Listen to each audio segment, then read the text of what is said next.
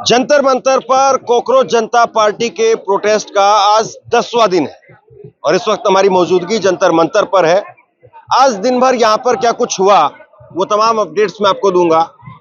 क्या क्या यहां पर तब्दीली देखने को मिली है वो भी आपको दिखाऊंगा। यहां पर लोगों से बात करेंगे, कल के मुकाबले आज कितनी भीड़ है। सोनम वांगचुक, आज उनकी हंगर स्ट्राइक का, भूख हड़ताल का आज दूसरा दिन है। आज यहां पर क्या कुछ माहौल है। और अभी इस शाम को सोनम वांगचुक की एक प्रेस कॉन्फ्रेंस हुई और उसमें उन्होंने दिल्ली पुलिस को लेकर के, दिल्ली पुलिस की कार्यशैली को लेकर के और जो भाजपा के समर्थक लगातार उनके पीछे पड़े हुए थे कल से, उनको लेकर के काफी कुछ कहा है। सब कुछ इस खबर के अंदर मैं आपको बताने वाला हूं, इसलिए आखिरी तक जरूर देखिएगा। सबसे पहले मंच से शुरुआत करता हूं और मंच पर आप तस्वीर आप देखिए जरा। सोनम वांगचुक इधर से दिखाइए। सोनम वांगचुक इस वक्त में शाम के 9 बज रहे हैं और शाम के 9 बजे सोनम वांगचुक, वो तस्वीर आप देखिए, वहां पर मंच पर बैठे हुए दिखाई दे रहे हैं। सबसे पहले तो आप ये देखिए जो सामने आपको नजर आ रहा है, हंगर स्ट्राइक जो बैनर है उसको बदल दिया गया है और अब ये सोनम वांगचुक हंगर स्ट्राइक के नाम पर जो है बैनर है और शाम का जो है वो समय है 9 बजे का और धर्मेंद्र प्रधान मस्ट रिजाइन पीछे जो लिखा हुआ है। और सोनम वांगचुक वहां पर मंच पर आपको बैठे हुए दिखाई दे रहे होंगे और इधर आप देखेंगे तस्वीरें तो महात्मा गांधी और बाबा साहब भीमराव अंबेडकर, उनकी तस्वीरें आपको लगी हुई दिखाई दे रही है। तो यहाँ एक बार पहले मैं आपको माहौल दिखा देता हूँ। आप ये जरा चारों तरफ का माहौल देखिए और कल के मुकाबले कितनी भीड़ है और किस तरीके की है वो भी आपके सामने है। चारों तरफ एक बार पेन करके दिखाइए। और यहाँ आज 10वां दिन, इस प्रोटेस्ट का आज 10वां दिन है और अभी सोनम वांगचुक के आने से जो पुलिस रात को नहीं रहती थी या जो पैरामिलिट्री फोर्स के जवान नहीं रहते थे वो अभी आपको जो है वो दिखाई दे रहे हैं। एक डेवलपमेंट आज ये और हुई है, नई डेवलपमेंट हुई है। ये इधर नई स्ट्रीट, ये लाइट जो है वो लगा दी गई है और ये पहले नहीं थी। अब ये 2 पोल पर इस तरीके से लाइट लगाई गई है, यानी अब स्ट्रक्चर तरीके से धीरे धीरे ये प्रोटेस्ट जो है वो आगे बढ़ता हुआ दिखाई दे रहा है। तो सबसे पहले तो आप सुनिए जो प्रेस कॉन्फ्रेंस हुई है और उस प्रेस कॉन्फ्रेंस में 2-3 बड़ी बातें कही गई, मैं आपको बताता हूं। आज प्रेस कॉन्फ्रेंस हुई, उसमें एक चाय वाला, एक लड़का, हालांकि हमने अभी उसको तलाश करने की यहाँ पर कोशिश की, अनिकेत उसका नाम बताया जा रहा है, फिलहाल वो जंतर मंतर पर नहीं है। तो यहाँ पर दूसरा दिन है हंगर स्ट्राइक का और शाम को जब प्रेस कॉन्फ्रेंस हुई तो उसमें प्रेस कॉन्फ्रेंस में कहा गया कि एक चाय वाला लड़का जो है वो अनिकेत, उसको जो है वो धमकाने के लिए दिल्ली पुलिस उसके घर तक चली गई। ये बात जो है वो कही गई अभिजीत दीपके के द्वारा और उन्होंने कहा कि ये चाय वाला हो सकता है कि कल को प्रधानमंत्री बन जाए। एक्सटायर एक तरीके से उन्होंने किया। और दूसरी तरफ ये कुछ तस्वीरें आप देखिए। आज जिस तरीके से माहौल बना हुआ है यहाँ पर, कल से ही तस्वीरें वायरल की जा रही थी कि सोनम वांगचुक वो स्टील की बोतल में क्या पी रहे हैं, स्टील की बोतल में प्रोटीन शेक है, क्या है, इस तरह की बातें कही गई। और उसको लेकर के सोनम वांगचुक ने कहा कि स्टील की बोतल में सिर्फ पानी है और इस शासन में सब कुछ मेज के नीचे होता है और यही कारण है कि सभी ने बोतल पर संदेह किया, यानी शक जताया। और सोनम वांगचुक, उन्होंने आज कहा भी इस बात को कि भाई मीडिया, जो मेन स्ट्रीम मीडिया है, उसने पूरी तरह से ब्लैकआउट कर दिया इस प्रोटेस्ट को। तो मेन स्ट्रीम मीडिया से सोनम वांगचुक ने अपील की कि आप आइए, इस प्रोटेस्ट को दिखाइए, इसको ब्लैकआउट मत करिए और ये देश की राजधानी में हो रहा है। ये बातें उन्होंने कही। तो ये एक बार आप सुनिए प्रेस कॉन्फ्रेंस का एक छोटा सा हिस्सा और उसके बाद में यहाँ पर मौजूद तमाम लोगों से हम बात करेंगे। एक बहुत ही इम्पोर्टेंट चीज पर आप सबका ध्यान लाना चाहता हूँ। अनिकेत पाटिल नाम का लड़का है, यहाँ पर छोटा सा एंटरप्रेन्योर है, छोटी सी चाय की शॉप लगा रहा था यहाँ पर। कल उसने मुझे इनवाइट किया कि भैया आइए मेरे चाय के शॉप पर, आप चाय पीने आइए। जंतर मंतर के अंदर ही लगाई थी। तो मैं उसकी चाय की शॉप पर चला गया, मैं चाय पीकर आ गया और आज मुझे पता चला कि कल रात को दिल्ली पुलिस के ऑफिसर अनिकेत के घर पर पहुंच गए, अनिकेत के गोडाउन पर पहुंच गए और पूछने लगे कि तुम चाय कहां से ला रहे हो। तो मुझे ये सवाल उठता है मन में, क्या देश में सिर्फ एक ही चाय वाला हो सकता है? कोई और चाय वाला नहीं हो सकता इस देश में? चाय बेचना भी क्राइम हो गया है क्या सर? तो मेरी दिल्ली पुलिस से, मुझे दिल्ली पुलिस का समझ में नहीं आ रहा है। पहले लोग जो पानी ला रहे थे उनके घर पर रेड मार रहे थे, जो लोग खाना ला रहे थे उनके घर पर रेड मार रहे थे। मुझे लगा दिल्ली पुलिस चाय वालों से तो डरती है, चाय वालों को हाथ नहीं लगाएगी, लेकिन मुझे लगता है दिल्ली को चाय वालों की भी, दिल्ली पुलिस को चाय वाले की भी इज्जत नहीं करती है। तो ये तो बहुत ही बुरी बात है, बहुत ही खराब बात है। कोई इंसान यहाँ पर चाय बांट रहा है, फ्री में बांट रहा है, लोगों को पैसे भी नहीं ले रहा है, तो दिल्ली पुलिस को क्या दिक्कत होनी चाहिए? ये ऐसा है कि दिल्ली पुलिस उसके घर पर चाय पीने चली गई थी, और अगर चाय पीने गई थी दिल्ली पुलिस, क्यों जाने उसके घर पर? वो बेचारा तो यही बैठ रहा था, यही पी लेते उसके हाथ से चाय, उसके गोडाउन पर चले गए आप। मैं दिल्ली पुलिस से कहना चाहता हूं, ये चाय वाला भी कल को अगर जाकर प्रधानमंत्री बन गया ना तो आपकी मुश्किल हो जाएगी, तो पंगा मत लीजिए चाय वालों से, ठीक है? तो जंतर मंतर पर प्रोटेस्ट का आज ये 10वां दिन है और आज भी अच्छी खासी तादाद में यहाँ पर लोग दिखाई दे रहे हैं और लोग यहाँ पर हैं। क्या नाम है आपका, कहाँ से आए हैं? हम चलते चलते बात करें ताकि पीछे तक का माहौल भी दिखाएंगे। अंशुल नाम है सर। अंशुल, कहाँ से आए हैं आप? गुन्नौर, विधानसभा गुन्नौर। मुलायम सिंह यादव जो है नेताजी वो बने थे, सीएम जो बने थे वहां से, विधानसभा यूपी से गुन्नौर। आप हैं? जी जी। तो आप कब आए हैं? मैं कल आया था सर, 7-8 घंटे का ट्रेन का सफर करके कल आया था मैं, सुबह 5-6 बजे यहाँ पे। और जो है घर पे बता कर नहीं आया था मैं। अरे घर पे क्यों नहीं बताया? अरे सर घर वाले नहीं आने देते ना, इसलिए। तो अब बता दिया? अब बता दिया मैंने फोन करके। पर फोन में मैंने जो है लगभग 1 महीना हो गया, 1 मंथ रिचार्ज नहीं था, तो मैंने व्हाट्सएप पे कॉल करके उन्हें बताया था। अगर नहीं बताया तो हमारे फोन से नहीं बता दिया सर मैंने व्हाट्सएप पे। तो सर हम जो है रियल बताएं, घर पे बताना जरूरी। हाँ बता दिया, वगैरह सब कुछ बाद अब में बता दिया मैंने सर। मम्मी पापा ने पाल उसके तो इतना बड़ा किया है, तो सर क्या बताऊं तुम्हें, हम जो है ये दहशतगर्द बता रहे हैं, हमें कोई दिक्कत नहीं है सर, हम बहुत गरीब हैं, रियल बताऊं। हम स्टूडेंट, अंशुल, हम स्टूडेंट इतने गरीब हैं, रियल बताऊं सर। देखो मैं कुछ दिखा दूं तुम्हें, ये हमें दहशतगर्द बता रहे हैं ना। देखो सर हम सर शिक्षा मंत्री जी, हम दहशतगर्द नहीं है। ये देखिए सर मेरे पास किताबें हैं और वो है एडमिट कार्ड, देखिए। क्या पढ़ाई करते हैं आप? मैं सर कंपटीशन की तैयारी करता हूँ सर। क्या बनना चाहते हैं? सर पुलिस में नौकरी लग जाए। ये देखो सर एडमिट कार्ड। और सर मैं बता के घर पे नहीं आया तो मेरे पास मनी कहाँ से आएगी? तो मैंने बहन से रुपए लिए थे उधार, 230 रुपीज। और ये मेरे हाथ में किताब है खान सर की, भारत का संविधान। फिर यहाँ पर कैसे पहुंचे? ट्रेन से आया था सर, ट्रेन से यहाँ पे क्लास में। जी जी जी। और सर अगर जिसको यकीन ना हो, देखो मैं, ये मेरे खान सर हैं, बहुत मानता हूँ मैंने खान सर की। हाथ सिर पे हाथ रख के कसम खाता हूँ, मैं अपनी बहन से 230 रुपए उधार लेके आया था। बहन को बता दिया था? बहन को बता दिया था मैंने। अच्छा। क्योंकि पैसे भी तो जरूरत चाहिए मुझे। और सर ये देखिए, ये मैं पढ़ता भी हूँ, ये वो है पॉलिटी की किताब खान सर की, ठीक है। और ये मेरे सर बता रहे थे दहशतगर्द बताते हैं सर हमें। ये देखिए मेरा एडमिट कार्ड, स्टूडेंट है अंशुल। ये देखिए आंसर की, यूपी पुलिस का भी मैंने पेपर दिया था, ये थोड़ी बेकार हो गई है। सब यूनिवर्सिटी का एडमिट कार्ड है? हाँ जी जी जी। हाँ देखिए आंसर की, उसकी यूपी पुलिस की, ये एडमिट कार्ड अंशुल, और ये किताब है सर। और ये हमें दहशतगर्द बोलते हैं। हम स्टूडेंट हैं सर, दहशतगर्द नहीं है हम। हमारी बहुत समस्या है। एसएससी जीडी का पेपर दिया था सर, उसमें धांधली आ गई है। लेखपाल का पेपर था, उसमें धांधलीबाजी आई है। डाल लीजिए एक बार इसको। जी जी। हाँ। उसमें धांधलीबाजी आई है। यूपीएसआई का था, उसमें धांधलीबाजी आई। मतलब धांधलीबाजी चरम सीमा पर है सर, हर चीज में। तो आपको यूपी पुलिस से उधर जो है वो मौका नहीं मिला? जी जी जी। पेपर दिया था यूपी पुलिस का, तो दिया है। हाँ।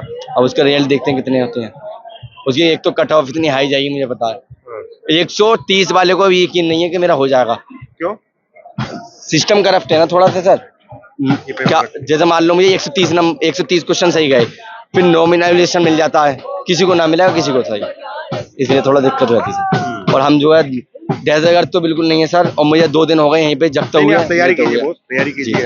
अभी तो आपके पास में आसमान बाकी है। हाँ अभी तो है। उस आसमान को छूइए। जी जी, ठीक है, मेहनत कीजिए। राम का खेत बिक गया,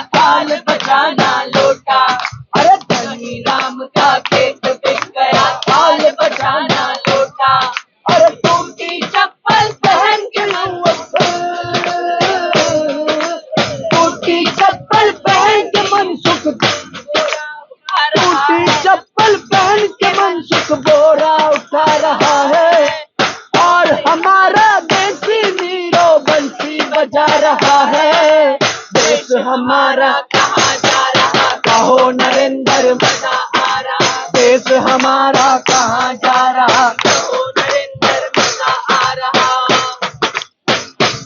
ये अपने आप में बहुत फेमस जो है वो लाइन है और ये अक्सर जो है वो यहाँ पर बजती है। नरेंद्र मोदी को घेरते हुए एक तरीके से जो है ये लाइनें बनाई गई है और वही जो है वो यहाँ पर दिखाई देती है। तो बहरहाल ये यहाँ जंतर मंतर का जो नज़ारा है वो मैं आपको दिखाने की यहाँ पर कोशिश कर रहा हूँ और पुलिस की आज आप देखिए अच्छी खासी जो संख्या आपको दिखाई दे रही होगी। आमतौर पर इस तरीके से उतनी पुलिस नहीं दिखती थी। आप भी आप प्रोटेस्ट में? हाँ? आपसे मिलके अच्छा लगा। शुक्रिया, थैंक यू। मैं रोज आपका वीडियो देखती हूँ। Thank you. सोनम कहाँ से आप? बस यहीं से, दिल्ली से ही। तो आप कब आए यहाँ पे? बस अभी अभी।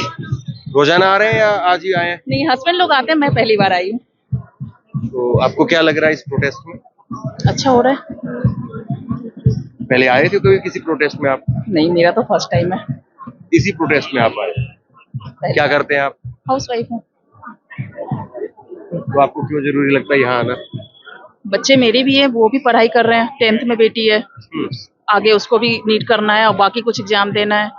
तो फिर यही सब होता रहेगा तो फिर बच्चे क्या करेंगे। तो आपके मोहल्ले में या आपके जो व्हाट्सएप ग्रुप है इसमें क्या चर्चा है इसको लेकर के? दिल्ली के लोग क्या कहते हैं इसको लेकर? अब सबका अपना अपना सोच है। कुछ कह रहे हैं अच्छा हो रहा है, कुछ जो है जिसको नहीं, कुछ को लोगों को नहीं भी पसंद आ रहा है कि सरकार के बारे में बुरा नहीं बोलना चाहिए। Thank you. Thank you. तो बस ये कुल मिलाकर के यहाँ की स्थिति है जो मैं आपको दिखाने की कोशिश कर रहा हूँ। तो यहाँ टहलते टहलते हमें बालाजी मिल गए और कई प्रोटेस्ट में आपने जो है वो बालाजी का चेहरा जो है जरूर देखा होगा। मैं आपसे समझना चाहता हूँ इस प्रोटेस्ट को लेकर के अब 10 दिन हो गए हैं, यानी एक मुकम्मल समय होता है 10 दिन का, और जंतर मंतर पर 10 दिन और इस तरीके से 10 रातें वो हाल के समय में तो नहीं बीती थी। पहले क्या क्या हुआ था वो तो आप बेहतर जानते हैं। आपका क्या टेक है इस प्रोटेस्ट को लेकर के, क्या सोच है? आपने खुद बता दिया कितनी गर्म है, कितनी गर्मी है, कितनी उमस से, कितनी मुश्किल समय है, उसके बावजूद लोग बैठे हैं। इसका मतलब कितना तकलीफ उन्होंने इतने सालों में झेला होगा। जब मैं जेएनयू का अध्यक्ष था 2018 में, पहली दफ़ा जेएनयू में ऑफलाइन पेपर से ऑनलाइन में बदल दी गई थी एंट्रेंस एग्जामिनेशन। हमने उन धांधलियों को बहुत नज़दीक से देखा। हमने चिन्हित किया कि ये चीज़ें बहुत बढ़ेगी। कोविड आया, एनटीए आया, नया शिक्षा नीति आई, सारा एग्जाम्स का केंद्रीकरण हुआ तो एक बड़ा सिंडिकेट बना और उस सिंडिकेट में यूनिवर्सिटी जाने वाले बच्चे भी, अब स्कूल जाने वाले बच्चे भी सत रहे। पहले जैसे नेट जेआरएफ के एग्जाम सीबीएसई कराता था, कभी पेपर लीक की बात अब नहीं सुनी। एनटीए जब से नेट जेआरएफ का करवा रहा है, पेपर लीक तो छोड़ दीजिए, सेम पेपर आ जाता है कई बार। फिर आना एग्जाम पेपर का सेम दे दिया, क्वेश्चन गलत, आंसर गलत, प्रोफेशनलिज्म का धज्जियां उड़ गई। और दूसरी तरफ किसी को भरोसा नहीं है सिस्टम पे कि ये जो आपको मिला पेपर ये लीक नहीं हुआ है। हर जगह पे पेपर लीक हो रहा है। आप ये बताइए, यूपीएससी के पेपर कभी लीक नहीं होती, बाकी का कैसे हो जाता है? इसका मतलब है कहीं ना कहीं एक सिंडिकेट बना हुआ है और उस सिंडिकेट किसी का तो फायदा पहुंचा रहा है और इसीलिए उस सिंडिकेट को प्रोटेक्ट की जा रही है ऊपर से। इसलिए आप कभी भी जो पेपर लीक जिनके ऊपर हुआ उनके ऊपर यूएपीए नहीं देखेंगे, एनएसए नहीं देखेंगे, कभी उनके घरों पे ईडी रेड नहीं देखेंगे, बुलडोजर जाते हुए नहीं देखेंगे। क्यों? क्या ये लोग सिस्टम कैसा है? ये लोग सिस्टम के साथ है, हिस्सा नहीं है। अच्छा। सिस्टम के साथ है, सिस्टम बन गए हैं ये। अब ये सिस्टम बन गया है। इसीलिए जब नाक कट गई सरकार की, उन्होंने बोला वायुसेना नीट का पेपर ले जाएगा। क्यों वायुसेना ले जाएगा? तो इस बात को आप मान रहे हैं कि आपकी सिस्टम फेल नहीं है, आपकी सिस्टम करप्ट हो चुकी है। तो तब क्यों एजुकेशन मिनिस्टर अपने नौकरी में रहेंगे? आप पेपर लीक को छोड़ दीजिए, पेपर लीक नहीं है, मैं कह रहा हूँ ये पेपर सिंडिकेट बन गया है। सही शब्द अगर कोई कहे, माफिया भी नहीं, उससे भी ऊपर है ये। लेकिन इस प्रोटेस्ट को लेकर के आप तो जेएनयू से लेकर के और यहाँ तक और कई सारे प्रोटेस्ट में हमने आपके साथ में जो कवर भी किया है, लेकिन इस प्रोटेस्ट को लेकर के कहा जा रहा है कि भाई संख्या नहीं है और सरकार की ताकत अब वो तकरीबन 400 वाली ही है, 240 वाली बात नहीं है। तो आपको लगता है कि ये सस्टेन कर पाएंगे या फिर ये इतना पावर जो है वो हो पाएगी कि ये कहीं से धर्मेंद्र प्रधान के इस्तीफे आपको लगता है? आपके पैर तोड़े जाए, आपके हाथ काटे जाए, आपके जबान पे पट्टी बांधी जाए, आपकी आंखें निकाल दिया जाए और कह दे कि खड़े हो जाओ, उसके बाद भी अगर कोई खड़ा होगा वो करोड़ों के बराबर है। आपकी इतनी सारी दमन के बाद, इतनी गर्मी उमस में कौन चाहेगा खुली आसमान में यहाँ सोए? कौन? हमारे 6 साथी बुख हड़ताल पे है, हाँ, आज दूसरा दिन हो गया। कौन चाहेगा कि बिना खाना खा के किसके लिए लड़े? क्यों लड़े? तो इसका मतलब त्रस्त हो चुके हैं, तंग हो चुके हैं। और संख्या की बात आप कहते हैं, मैं तो दरअसल चाहता हूँ कि आप कभी मॉल जाएंगे तो कभी देखिएगा, जो एंट्री जब हम करते हैं वो नंबर रिकॉर्ड करता है कितने लोग अंदर जा रहे हैं। नंबर रिकॉर्ड कर लीजिए कितने लोग अंदर आ रहे हैं, वो आंकड़ा क्यों आना नहीं जाना बताता? है। आना जाना है, परिवारें आती, जैसे कल की घटना में बताता हूँ, भूख हड़ताल चालू हुई थी, कल हम लोगों के पास पंखे का भी सुविधा नहीं था, पुलिस परमिशन नहीं दे रही थी, तो एक एक साथी बारी बारी में समय लेके हवा दे रहे थे। तो एक परिवार आई थी, मुझे लगता है कि फादर एंड डॉटर, फादर बहुत उम्र गुजार थे, डॉटर वो बोले कि आप लोग बहुत अच्छे काम कर रहे हैं, आप मत करिए, हम थोड़े समय के लिए करते हैं। ठीक है। हमारे सारे लोग बहुत परेशान हो रहे थे, क्यों कर रहे हैं? हाँ। उन्होंने बोला देखिए हमारे बच्चे भी हैं। हाँ, मतलब जी मेरे आपसे कई सारे सवाल है, मैं फटाफट पूछना चाहता हूँ ताकि दर्शकों का भी ज्यादा समय ना जाए और कई सारे सवालों का जवाब आए। आप जेएनयू से हैं और आइडियोलॉजी को लेकर के आप बेहतर समझते हैं, मुझसे कहीं ज्यादा समझते हैं। आइडियोलॉजी को लेकर के आपको लगता है कि जो सवाल अभिजीत दीपके पर बार बार उठता है कि भाई क्या है, किस तरीके की है, उस वजह से लोग नहीं आ रहे हैं, भरोसा नहीं बना पा रहे हैं, इसीलिए किसान संगठन या दूसरे सामाजिक संगठन वो नहीं जुट रहे हैं, वो जो सवाल एक बार बार उठता है उसको लेकर के आपने क्या पाया है? एक तो पहले इस बात को पचाने में मुझे मुश्किल हो रही है जब लोग कहते हैं कि लोग नहीं आ रहे हैं। अगर लोग नहीं आते तो दिल्ली पुलिस से प्रोटेस्ट करने देता, किसके डर से होने दे रहा है या किसको दरकिनार करने के लिए हो रहा है, कि पहली बात। दूसरी ये है कि आइडियोलॉजी की, आज के वक्त में जब नफरत की राजनीति हर जगह चल रही है, जब हर जगह पे नफरत की राजनीति चल रही है, यंग लोग खड़े होकर कह रहे हैं हिंदू मुस्लिम राजनीति से ऊपर हमको उठना है और हमको अपने मुद्दे के लिए लड़ना है।